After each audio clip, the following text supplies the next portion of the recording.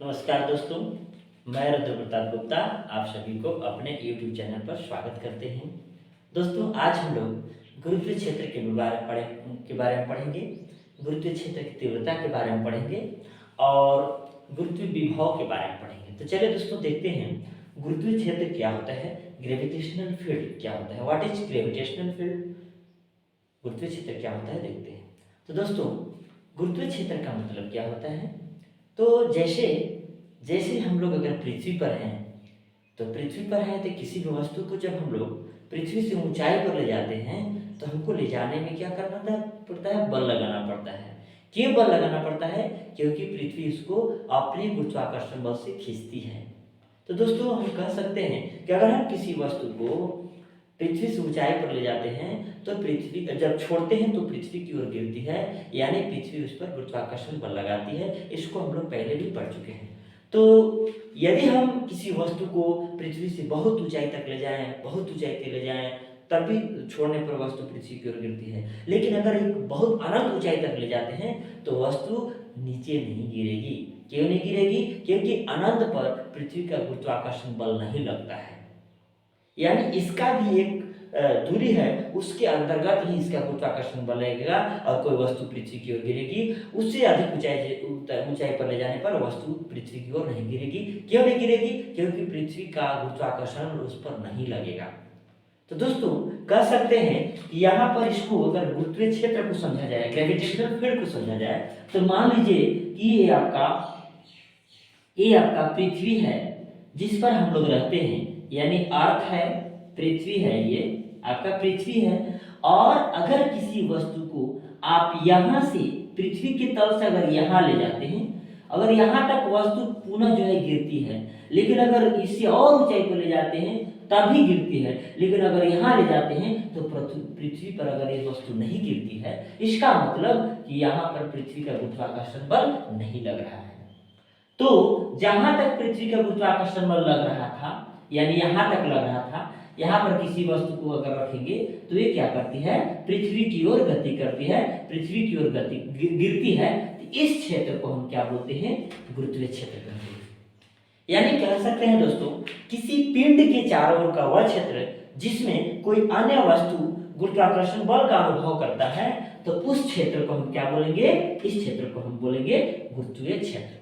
यानी कह सकते हैं कि कोई भी वस्तु पृथ्वी के गुरुत्वीय क्षेत्र के अंतर्गत रहेगा, पृथ्वी के गुरुत्वीय क्षेत्र के अंदर रहेगा, तभी वह पृथ्वी की ओर गिरेगा। अगर पृथ्वी के गुरुत्वीय क्षेत्र से अगर बाहर चला जाता है तो पृथ्वी की ओर नहीं गिरेगा। ठीक है दोस्तों, तो इसका परिभाषा हम किस तरह से लिखेंगे, इसका परिभाषा हम इस तरह से बताया जा सकता है कि किसी पिंड के या किसी वस्तु के चारों ओर का वह क्षेत्र जिसमें कोई अन्य वस्तु गुरुत्वाकर्षण बल का अनुभव करता है, तो उस क्षेत्र को गुरुत्वीय क्षेत्र कहते हैं। ठीक है दोस्तों, चलिए इसका डेफिनेशन हम लोग लिखते हैं।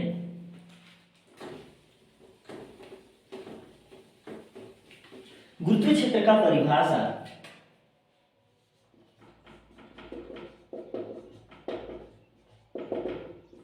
क्या है? तो दोस्तों लिखेंगे, किसी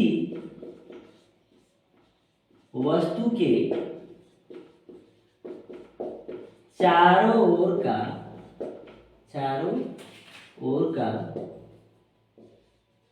वह क्षेत्र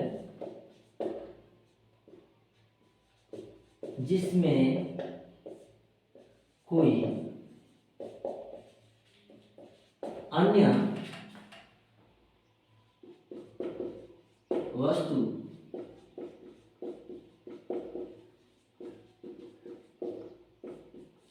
गुरुत्वाकर्षण बल का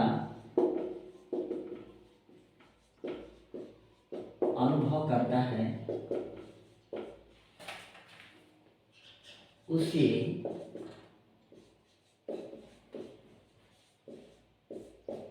गुरुत्वीय क्षेत्र कहते हैं। उसे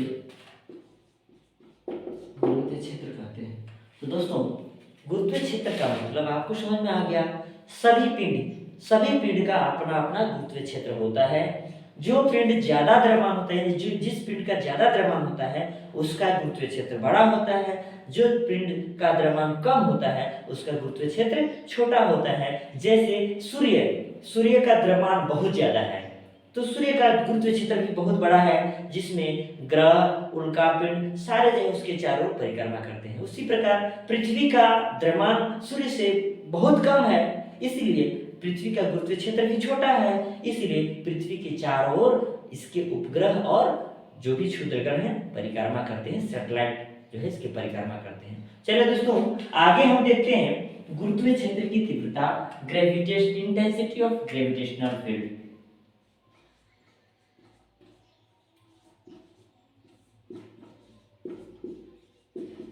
गुरुत्वीय क्षेत्र की तीव्रता, इंटेंसिटी ऑफ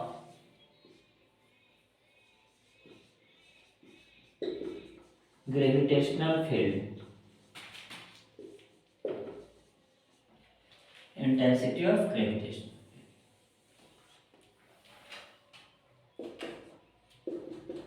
तो ये गुरुत्वीय क्षेत्र की तीव्रता क्या होता है?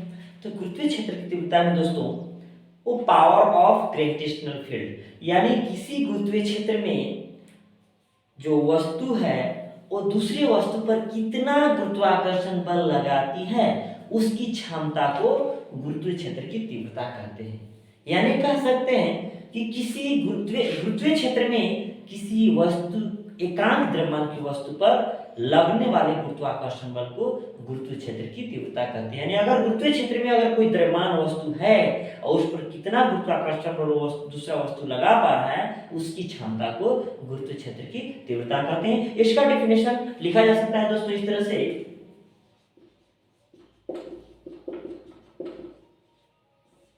क्या लिखा जा सकता है?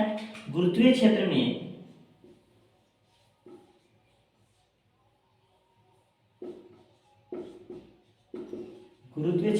स्थित एकांक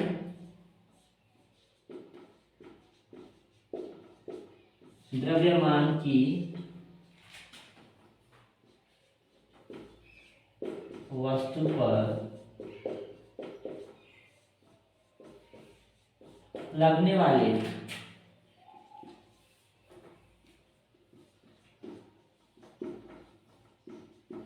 गुरुत्वाकर्षण बल को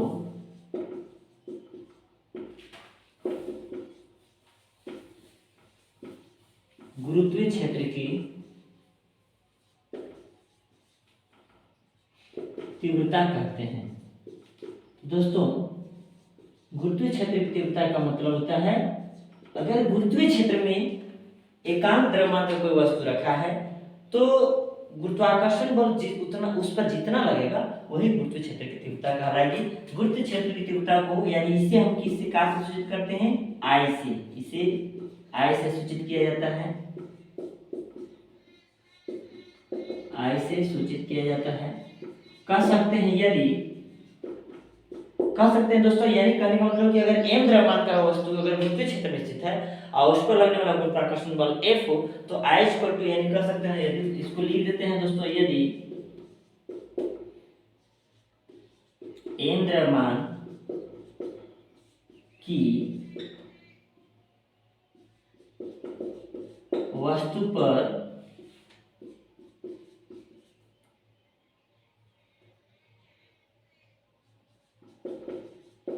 गुरुत्वाकर्षण बल F लगता हो तो गुरुत्वीय क्षेत्र की तीव्रता क्या हो जाएगा दोस्तों? तो गुरुत्वीय क्षेत्र की तीव्रता हो जाएगा I इक्वल टू F बटा M। यानी कह सकते हैं कि यदि गुरुत्वीय क्षेत्र में m द्रव्यमान की वस्तु पर गुरुत्वाकर्षण बल F लगता है तो गुरुत्वीय क्षेत्र की तीव्रता होता है I इक्वल टू F बटा M। यानी m द्रव्यमान की वस्तु पर गुरुत्वाकर्षण बल F लग रहा है यहाँ पर, यानी हो गया गुरुत्वीय क्षेत्र की तीव्रता। इसमें हम ये अगर बोलें तो इसमें 1 केजी द्रव्यमान पर यानी गुरुत्वीय क्षेत्र में 1 किलो द्रव्यमान की वस्तु पर जितना गुरुत्वाकर्षण बल लगेगा वही आपका उस क्षेत्र का गुरुत्वीय क्षेत्र की तीव्रता यानी उसकी पावर की गणना की जाती है। यानी I इक्वल टू एफ बटा एम होता है। दोस्तों इसका मात्रक और इसकी विमित सूत्र क्या होती है उसको भी हम लोग देख लेते हैं। तो इसका SI मात्रक क्या हो जाएगा, SI मात्रक हो जाएगा, देखिए बल का क्या होता है न्यूटन और द्रव्यमान का होता है किलोग्राम। क्या हो जाएगा इसका मात्रक दोस्तों, न्यूटन प्रति किलोग्राम, न्यूटन प्रति किलोग्राम। या लिख सकते हैं इसको केजी, न्यूटन प्रति केजी, न्यूटन प्रति केजी। ये हो गया इसका मात्रक। तो विमित सूत्र क्या हो जाएगा, डायमेंशनल फार्मूला, विमित सूत्र हो जाएगा न्यूटन का क्या होता है दोस्तों, न्यूटन का होता है m/10⁻², और द्रव्यमान का क्या होता है दोस्तों पर केजी है, इसलिए हो जाएगा m⁻1। अच्छा m देखो ये है प्लस में और ये है इसका पावर -1, ये वो कट जाएगा तो बच जाएगा आपका इसका विमित सूत्र हो जाएगा L⁻²। ये हो गया आपका गुरुत्वीय क्षेत्र की तीव्रता का विमित सूत्र। चलिए दोस्तों इसका हम लोग व्यंजक निकालते हैं।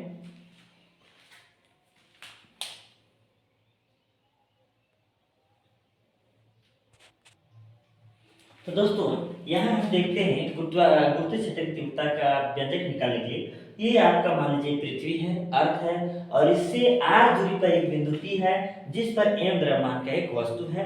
तो इसके कारण इस पर गुरुत्वीय क्षेत्र की तीव्रता कितना होगा उसको देखते हैं। मान लीजिए यहाँ लिखते हैं यदि m द्रव्यमान का पिंड, m द्रव्यमान का पिंड, कौन सा पिंड यानी पृथ्वी से r दूरी पर बिंदु P पर एक अन्य वस्तु, एक अन्य m द्रव्यमान का वस्तु है, एक m द्रव्यमान का वस्तु है जिस पर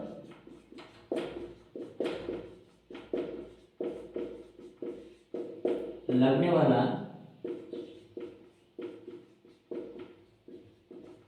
गुरुत्वाकर्षण बल, गुरुत्वाकर्षण बल कितना लगेगा दोस्तों, तो गुरुत्वाकर्षण के नियम से हम लोग पढ़े हैं F equal to capital G m बटा में r², यानी इतना बल जो है ये उस पर लगाती है। और हम लोग क्या पढ़े हैं गुरुत्वीय क्षेत्र की तीव्रता से, इसलिए P पर गुरुत्वीय क्षेत्र की तीव्रता, P पर गुरुत्वीय क्षेत्र की तीव्रता, गुरुत्वीय क्षेत्र की तीव्रता क्या हो जाएगा दोस्तों, तो गुरुत्वीय क्षेत्र की तीव्रता होता है I इक्वल टू F बटा में m, putting the value of F का मान रखेंगे तो हो जाएगा G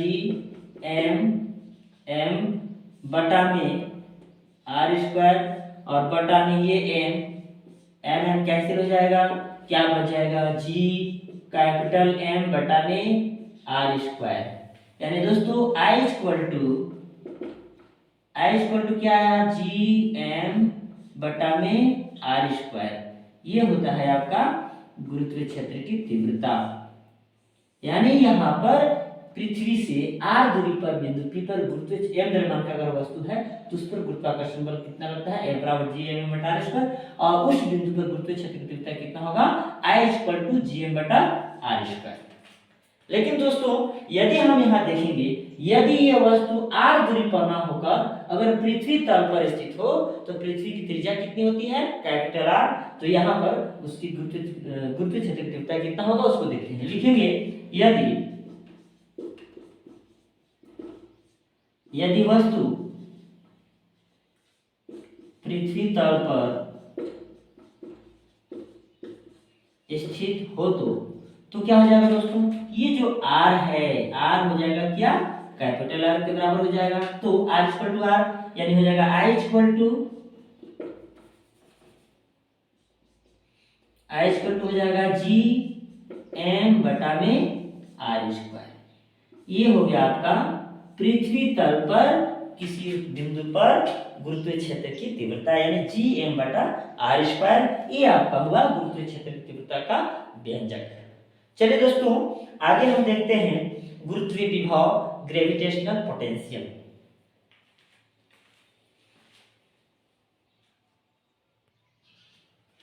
ग्रेविटेशनल पोटेंशियल यानी ग्रेविटेशनल पोटेंशियल गुरुत्वीय विभव। तो दोस्तों गुरुत्वीय विभव होता क्या है? तो गुरुत्वीय विभव का मतलब होता है गुरुत्वीय क्षेत्र से बाहर, यानी अगर गुरुत्वीय क्षेत्र बोले तो आप समझ रहे हैं, लेकिन गुरुत्वीय क्षेत्र से बाहर बोले तो उसको अनंत बोलते हैं। तो जब किसी वस्तु को गुरुत्वीय क्षेत्र से बाहर ले जाते हैं या बाहर से गुरुत्वीय क्षेत्र में लाते हैं तो हमें कुछ कार्य करना पड़ता है, वर्क डन होता है। जैसे गुरुत्वीय क्षेत्र से बाहर ले जाना है तो चूंकि पृथ्वी उसको मेरे गुरुत्वीय क्षेत्र में गुरुत्वाकर्षण बल अपनी ओर खींचता है, गुरुत्वाकर्षण बल लगता है, तो उसके विरुद्ध जो है हमको ले जाने में कार्य करना पड़ता है। उसी प्रकार जब हम अनंत से किसी वस्तु को लाते हैं, एम द्रव्यमान की वस्तु को लाते हैं, तो उस पर भी जो कार्य करना पड़ता है वही गुरुत्वीय विभव के बराबर होता है। इसका डिफिनेशन हम लिख सकते हैं कि किसी एकांक द्रव्यमान की वस्तु को, यानी इसको बता सकते हैं कि अगर हम किसी वस्तु को अनंत से गुरुत्वीय क्षेत्र में लाते हैं तो लाने में जो किया गया कार्य होता है वही गुरुत्वीय विभव के बराबर होता है और उसे हम गुरुत्वीय विभव कहते हैं। दोस्तों आप जान लीजिएगा कि अनंत पर यानी गुरुत्वीय क्षेत्र से बाहर जो गुरुत्वीय विभव होता है वो हमेशा शून्य होता है, और गुरुत्वीय क्षेत्र में किसी वस्तु को लाने पर गुरुत्वीय क्षेत्र में किसी बिंदु पर गुरुत्वीय विभव हमेशा ऋणात्मक होता है, लेकिन उसका वैल्यू होता है। तो चलिए दोस्तों इसका हम परिभाषा लिख लेते हैं ग्रेविटेशनल पोटेंशियल का।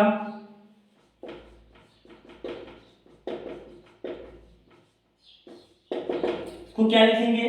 लिखेंगे एकांक द्रव्यमान की वस्तु को, एकांक द्रव्यमान की वस्तु को अनंत से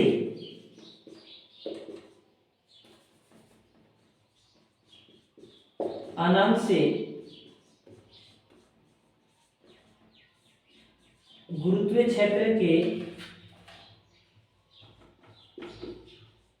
किसी बिंदु तक लाने में किए गए कार्य को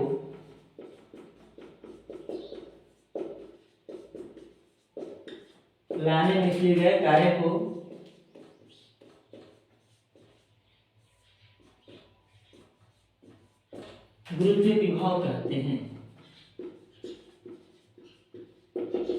इसे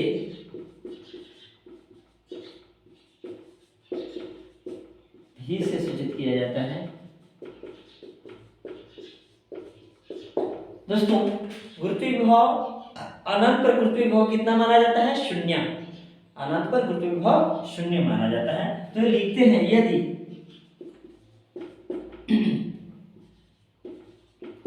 एम द्रव्यमान की वस्तु को गुरुत्वीय क्षेत्र में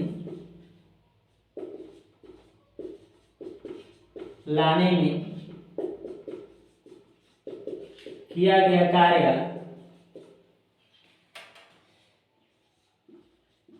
W हो तो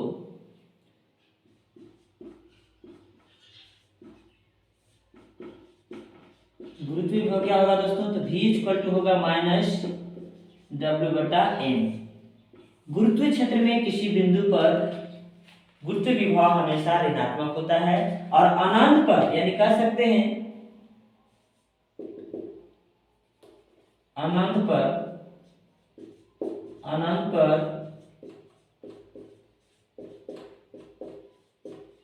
गुरुत्वीय विभव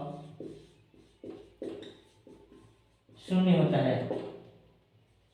अनंत पर गुरुत्वीय विभव क्या होता है? शून्य होता है। और गुरुत्वीय क्षेत्र में गुरुत्वीय विभव हमेशा ऋणात्मक होता है, यानी V equal to minus W बटा M। ये आपका हुआ गुरुत्वीय क्षेत्र गुरुत्वीय विभव। दोस्तों इसका SI मात्रक क्या हो जाएगा? तो गुरुत्वीय विभव का SI मात्रक हो जाएगा आपका फॉर्मूला है कार्य।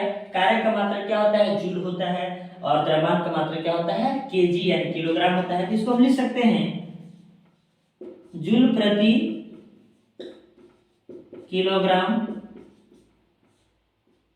यानी कह सकते हैं जूल प्रति केजी। अच्छा, इसका विमेय सूत्र क्या हो जाएगा दोस्तों?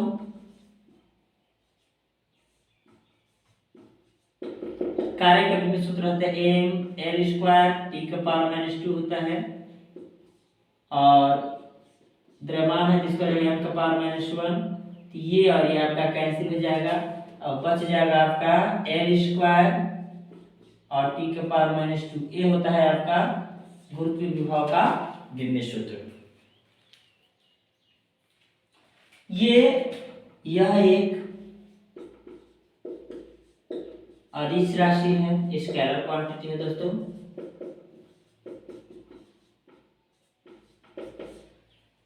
तो आज हम लोगों ने क्या क्या देखा दोस्तों? गुरुत्वीय क्षेत्र क्या होता है, गुरुत्वीय क्षेत्र की तीव्रता क्या होती है, गुरुत्व विभव क्या होता है, अनंत पर गुरुत्वीय विभव शून्य होता है, और गुरुत्वीय क्षेत्र में गुरुत्वीय विभव हमेशा ऋणात्मक लिया जाता है, यानी v -w/m। दोस्तों आज के लिए इतना ही। अगले क्लास के लिए आप मेरे चैनल को सब्सक्राइब कीजिए, लाइक कीजिए और कमेंट कीजिए। धन्यवाद।